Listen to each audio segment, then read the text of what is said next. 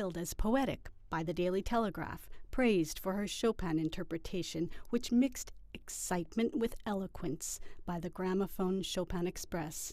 French pianist Hélène Tiesman first broke out onto the international music scene as a laureate of the 16th International Chopin Piano Competition in Warsaw. In addition to a full calendar of solo recitals and ensemble performances, she has released 2 highly praised recordings of Chopin. When you're playing, you're not thinking in one hand. I think you don't need to be able to think when you're a musician. On another hand, it's extremely intense. You are just living everything. You are feeling everything. And you have the extreme conscience of each present moment. You are in the present moment. It's very difficult because you are also a bit like a listener, in the passive way that you are listening everything what just happened, and at the same time you are like a conductor. You know what is going to happen, but at the same time as you are just doing everything one after another, like a high wire man who will be just walking from one point to another, but actually each feet is important.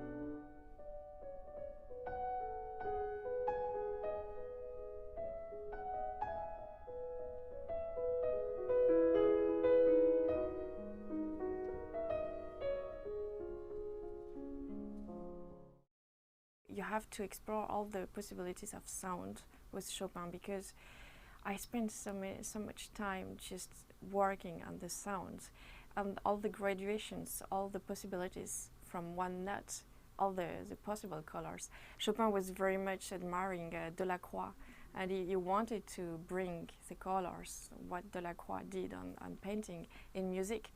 I really believe, especially when you listen to Chopin, that you don't listen, you see. He used to say that's the blue note, when he found the right modulations, the colors, that going from one color to another color. He spent like so much time just writing in details to have the precise score. He's turning it so much to the extreme limit and going from one to another that at the end, when you have major chords, it sounds so melancholic. It can sound really sad, and when you have minor works, sometimes it's even joyful. It's amazing. But when you reach the end of one of the pieces, one of the mazurkas I was playing recently, and which is in my recording, you don't know anymore. You don't know anymore where you are.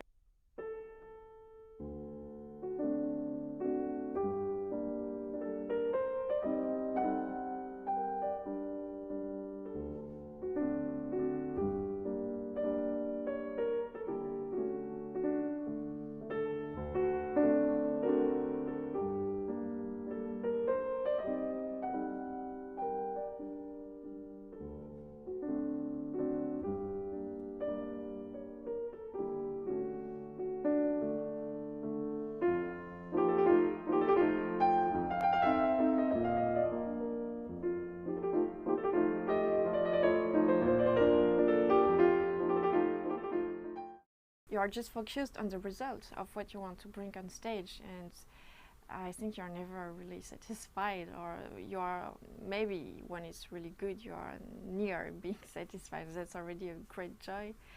and that's for the results that you want to make it.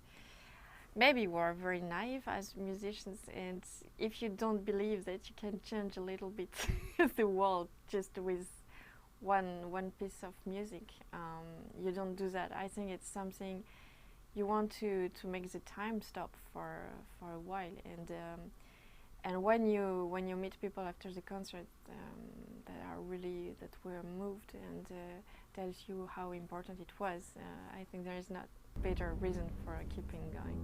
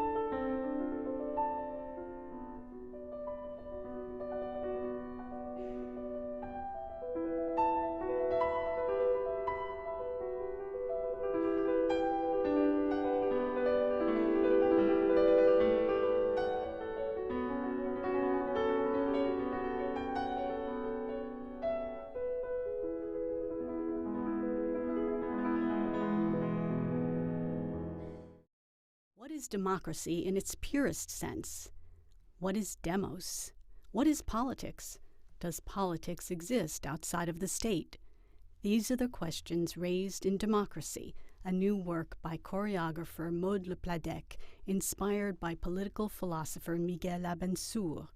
To the powerful and raw sound of Dark Full Ride by Julia Wolf, dancers gesture toward political engagement. However, as the choreographer acknowledges, demos must move beyond the stage and into the street.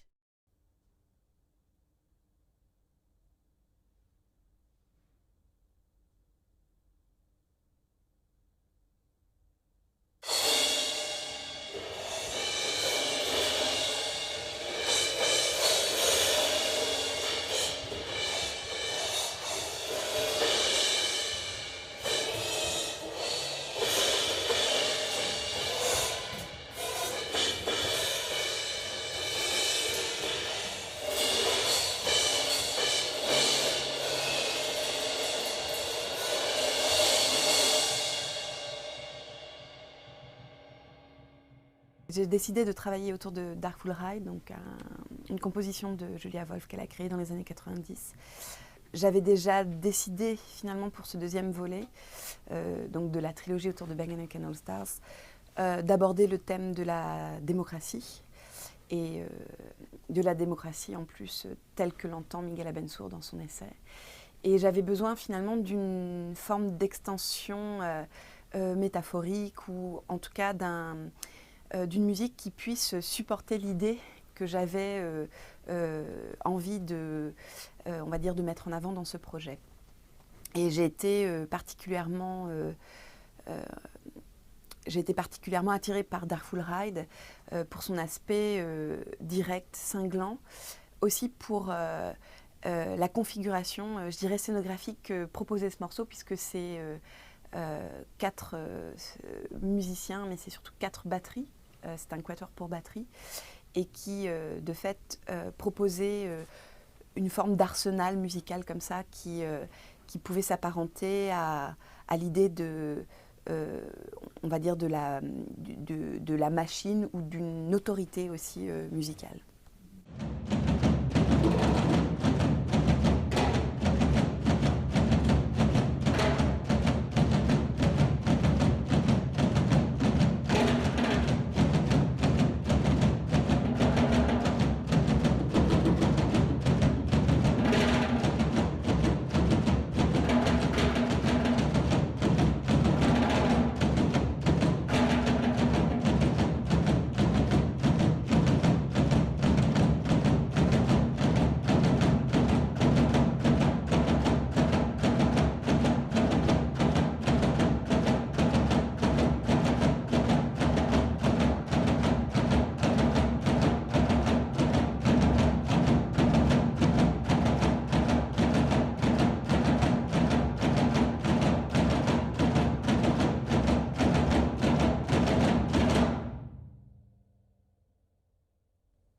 Je pense que donc déjà la démocratie telle que l'entend Miguel Abensour, c'est avant tout l'idée du démos, c'est-à-dire revenir finalement à une conception, une définition philosophique et au-delà même du politique, mais une définition plus pure et plus philosophique du terme.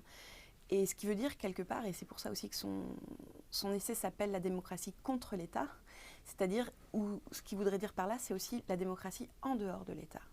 Ce qui n'est pas forcément quelque chose qui nous est évident comme ça, puisque lorsqu'on pose la question, même à quelqu'un, qu'est-ce que c'est que la démocratie pour toi, il dit c'est le système politique dans lequel je vis. Donc quelque part, il propose une ouverture, puisqu'il ne... et c'est aussi un peu l'intention de cette pièce, l'idée c'est pas de donner une définition précise, cadrée et fermée de la démocratie, puisque c'est tout le contraire finalement que cet essai et aussi que cette pièce propose, mais plutôt de se poser les questions de qu'est-ce que c'est que la démocratie. Alors, dans son sens large, qu'est-ce que c'est que la démocratie? Et pour ça, souvent, on revient à l'étymologie d'un mot, c'est-à-dire la racine, comment est-ce que c'est né? Le démos, donc la démocratie, vient du démos, donc de l'être ensemble aussi. Et le démos contre l'État ou en dehors de l'État, qu'est-ce que ça voudrait dire finalement?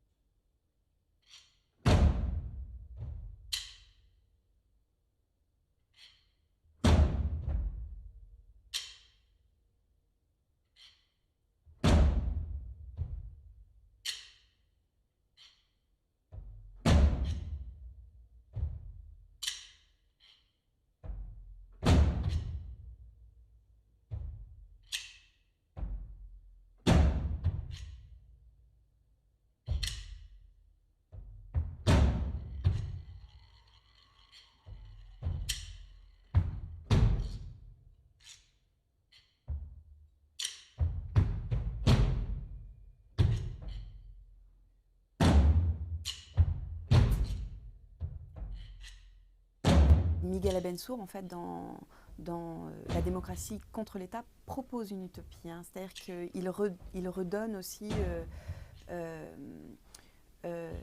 il décide de proposer une définition utopique de la démocratie. Donc l'idée, encore une fois, et c'est un peu compliqué parce que souvent, on veut des réponses, surtout en ce qui concerne la démocratie. Moi, je le sais par expérience pour avoir traité de ce sujet pendant plus d'1 an et demi. Même moi, on veut des réponses, ce qui veut dire des images. Voilà. Oui, mais c'est quoi la démocratie? Mais concrètement, comment est-ce qu'on fait? Concrètement, on ne fait pas. On ne propose pas un modèle, je dirais, on ne propose pas une autre politique. on propose, et je pense qu'en fait, par rapport au Occupy, c'est ça, la démocratie, si on reprend en français ce que vous dites en anglais, c'est la démocratie ressemble à ce que vous voyez là, c'est ça en gros. Hein, voilà. Oui, parce que la démocratie, telle que le démos, donc la démocratie, dans son sens pur, flirte avec l'idée de confrontation, flirte avec aussi l'idée d'anarchie, flirte avec l'idée de chaos, et qui peut paraître comme une forme de contresens, puisqu'on a plutôt l'idée que on a plutôt en tête que la démocratie doit faire une forme d'étalonnage. Tout le monde, puisque évidemment tout le monde doit s'y retrouver, donc on doit trouver un système plutôt d'équilibre, sauf que cet équilibre, il n'est pas 50-50. Il peut être 75-25, à des moments 80-20, des moments 50-50. Donc ça bouge. Donc je pense qu'il y a l'idée, et c'est une utopie parce qu'à une échelle plus réduite, c'est possible. Et à une échelle, je dirais, d'un pays, c'est là que ça devient compliqué. Donc ce que propose Occupy, c'est exactement ce que je disais il y a 5 minutes, c'est qu'il propose un contre-modèle. Et qui, effectivement, doit être étudié ou vu par les politiques, non pas comme un système de résistance juste pour résister, mais comme un système, je dirais, presque avant-gardiste, c'est-à-dire comme une utopie, donc quelque chose vers lequel on doit tendre. Voilà. Et c'est ça, en fait. L'utopie, c'est une intention. Une utopie, à partir du moment où elle s'incarne dans la réalité, c'est plus une utopie. Ça n'existe plus en tant que tel. C'est un ailleurs. L'utopia, même au sens étymologique, c'est ça. Ça veut dire être ailleurs. Voilà. Donc être en dehors aussi. Et donc si c'est récupéré par le système, je pense qu'il y a une autre utopie qui va devoir arriver, ou en tout cas un autre contre-modèle qui doit advenir. Et c'est comme ça que ça marche. Donc ça veut dire qu'on est en mouvement. Et en mouvement, c'est-à-dire que la pensée est en mouvement. C'est-à-dire qu'on doit penser toujours. Et c'est ça en fait que ça veut dire. Il faut penser le monde.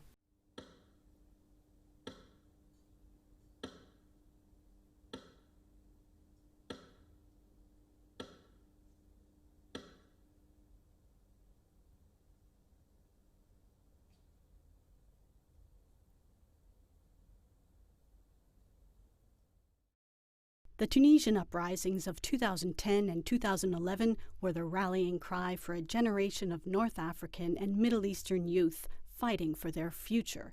In this moment, political cartoonist Nadia Hiari from Tunisia and Khalid Albey, a Sudanese refugee living in Qatar, found a common cause. Their enemy, the oppressor. Their weapon, the pen.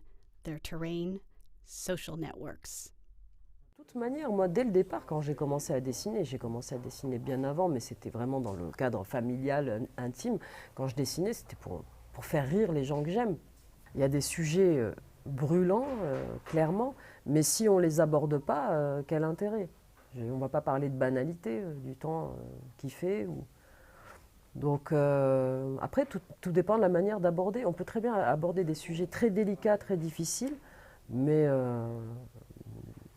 sans pour autant être dans l'attaque frontale bête et méchante, quoi. Même si des fois ça fait du bien. I started drawing cartoons, I think, really when I was a kid, you know, 'cause I love comics, I mean, as you can see. So I wanted to do something with art, I knew that. During like 2008, 2007, I started drawing and I started trying to publish, you know, so I went to, you know, newspapers everywhere, you know, in Egypt and Sudan and Doha, everywhere. And nobody wanted to publish my cartoons because basically you have to be published to be published, you know? And everybody's like, you know, this is too strong, or we don't know, or, you know, so it was a lot of things had to do with censorship. I decided to go online. I was like, this is my only solution. It's the only space where I can actually have my freedom to do what I want to do, to say what I want to say. So I'm going to go online, just like a lot of people did around that time. La liberté d'expression, c'est dangereux, hein, pour un pouvoir, pour une dictature ou pour une tyrannie, c'est très dangereux parce qu'on met le doigt là où ça fait mal, on montre du doigt tous les dysfonctionnements d'un système qui opprime les gens, quoi. Après, moi, je sais que le dessin fonctionne parce que voilà, il est diffusé sur les réseaux sociaux et je sais que voilà, on est dans l'instantané. On est dans, voilà, un dessin, je le fais quand il se passe quelque chose. Si je le fais 4 heures après, c'est déjà dépassé. Il s'est passé d'autres choses entre-temps, donc il n'a plus de valeur. Donc on est vraiment dans l'instantané, dans la rapidité. Et puis un dessin, c'est un peu comme un coup de poing. Enfin, à part, bon, s'il est très bavard, il faut prendre le temps de le lire, etc. et tout. Mais un dessin, ça passe très très vite, on comprend très rapidement. I remember I was in my office and I was reading the news. I was reading Al Jazeera, and it said that revolts. There's a lot of protests in Tunis because of a young man who burned himself, and there's a lot of people who took to the streets, and we really didn't hear that word for a really long time. People took to the streets, you know, so everybody got really excited. A lot of people got really excited. I remember reading the comments on the article, and everybody's like, "Yes, this is the start of something big." I took a camera and I took a picture of my hand giving the finger, and I photoshopped it to make it into flags. So the finger was the Tunisian flag, and then the rest was Egypt, Libya, Sudan, and Algeria. And it was called The Rest Will Follow. And I posted it, and it just spread like fire. It just went viral on that day. 43% des Tunisiens ont moins de 25 ans. Donc on a une population très très jeune. Et ces jeunes-là, quand ils voient les gens qui sont au pouvoir ou même dans l'opposition, ils me disent on ne voit que des cheveux blancs. Ils me disent mais qu'est-ce qu'ils peuvent comprendre de ma vie, ces gens-là? Ils ne peuvent même pas comprendre ce que je dis. Les mots que j'emploie, le langage que j'emploie, ils ne le comprennent même pas. Et qu'est-ce qu'ils peuvent comprendre de mes problèmes? We were all underprivileged, overeducated, jobless, and we were ruled by people who were in power for the last 20 years or 30 years, and nothing has changed. There is a higher class, there is a lower class, and that's it. So we all feel exactly the same way. Aujourd'hui, 3 ans après, on a un décret gouvernemental qui crée l'ATT. Après l'ATI, l'ATT, qui est aussi une agence qui va réguler Internet. Alors le prétexte, évidemment, c'est pour nous sécuriser, nous, pauvres citoyens, des vilains et méchants terroristes qui sont sur Internet. Donc c'est pour notre sécurité. Ce qui est clairement compréhensible de toute manière, c'est la valeur d'exemple. C'est pour faire peur. On va utiliser une cause, ou on va utiliser un symbole pour faire peur aux autres, pour remettre ce flic qu'on avait dans la tête. Pour qu'on retombe dans l'autocensure, pour qu'il n'ait même plus à se casser la tête à nous censurer. Parce que Ben Ali y était arrivé. Il n'avait plus besoin de nous faire taire, on se taisait tout seul. Being a cartoonist from the region makes you more creative because we have to work around things. If you want to talk about the president, we don't talk about the president. We talk about, a cat talking about the president, or, like we are more creative than other cartoonists. And we click, definitely. When we meet other Arab cartoonists, when I met Nadia, it's the same feeling. It's, like you just shake your head. You're like, yeah, I know what you're going through. I know it's hard. And you connect in so many different levels. How hard it is to publish, what you can publish and what you can't publish. How the dangers that you go through, for publishing a joke. Maintenant, la différence, c'est que les gens ont parlé, ont découvert ce que c'était que la liberté d'expression du jour au lendemain. Et c'est vrai que la liberté d'expression, c'est un des seuls vrais, une des seules victoires tangibles, palpables de cette révolution, parce que tout le monde ne s'exprime pas seulement, les journalistes ou les intellectuels ou les artistes, c'est tous les Tunisiens. Il suffit d'aller dans un café, il suffit d'aller dans la rue, de partout, discuter avec les gens. Tout le monde parle de politique, tout le monde parle ouvertement et affirme ouvertement ses prises de position politique, chose qu'on ne faisait pas avant, ou alors en chuchotant, parce qu'on était très parano. Donc ça, c'est le point positif. Ils ne vont pas faire taire tout le monde, c'est pas possible. À moins de mettre tout le monde en prison, à moins que la Tunisie redevienne une prison à ciel ouvert. Tunis started something, that will go on. Something that did change the course of history. I hate it when people say that the Arab Spring didn't work. It did work. People are not scared to say what they want anymore. Moi, personnellement, qu'est-ce que je suis? Moi, je me sens comme une citoyenne tunisienne. Je suis née ici, j'ai vécu ma vie ici. Et quand je vois ce qui se passe, bah, ça me donne envie de gerber. Voilà. Et quand j'ai envie de gerber, je dessine. C'est tout. C'est ma seule forme sincère de m'exprimer et de me dire ça va pas, ça me convient pas. Moi, le rêve que j'ai de demain, bah, j'ai envie de garder le même rêve que j'avais lors de la Révolution. J'ai pas envie de perdre ces rêves-là, quoi. J'ai pas envie de les oublier. Not everybody is a soldier, you know, not everybody can fight with, or wants to fight with, like that, with guns and violence. This is how I fight. I draw.